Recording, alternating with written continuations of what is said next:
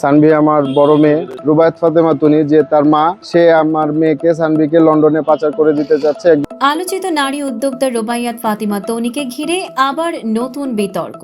তার সাবেক স্বামী সদরুল ইসলাম শোয়েব অভিযোগ করেছেন, তনি নাকি তাদের একমাত্র সন্তান মান্তাহা ইসলাম সানভিকে জোরপূর্বক আটকে রেখে বিদেশে পাঠানোর চেষ্টা করছেন।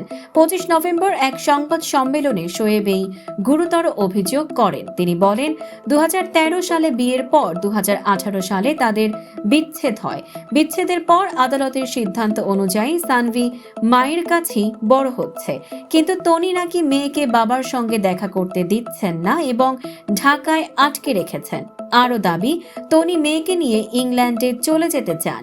শোয়েবের অভিযোগ, একজন শিশুকে জোর করে বিদেশে পাঠানো অমানবিক। আমার মেয়ে যেন স্বাধীনভাবে তার বাবার কাছে আসতে পারে, এটাই চাই। তিনি আরও বলেন, তনি নাকি ব্যবসায়িক উদ্দেশ্যে শিশুকে সামাজিক মাধ্যমে বাজেভাবে উপস্থাপন করছেন, যা শিশুর মানসিক ক্ষতি করছে। অন্যদিকে রুবাইয়াত ফাতিমা তনি সংবাদ সম্মেলনে সব অভিযোগকে সম্পূর্ণ মিথ্যা দাবি করেন। তনি বলেন, মেয়ে আমার কাছে থাকলে তাকে আটক বলা যাবে না। এটা ছিল পারস্পরিক সমঝোতা। সানভি এখন বড় হয়েছে, তার নিজস্ব সিদ্ধান্ত আছে। সে গ্রামে যেতে চায় না, তাকে জোর করা হবে না।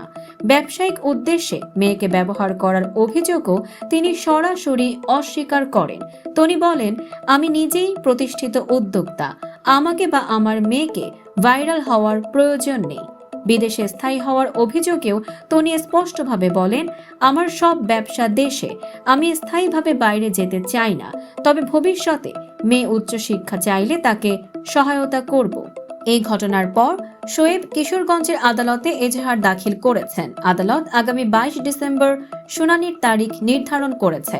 তনি জানিয়েছেন, তিনি এসব মিথ্যা অভিযোগের বিরুদ্ধে আইনি ব্যবস্থা নেবেন।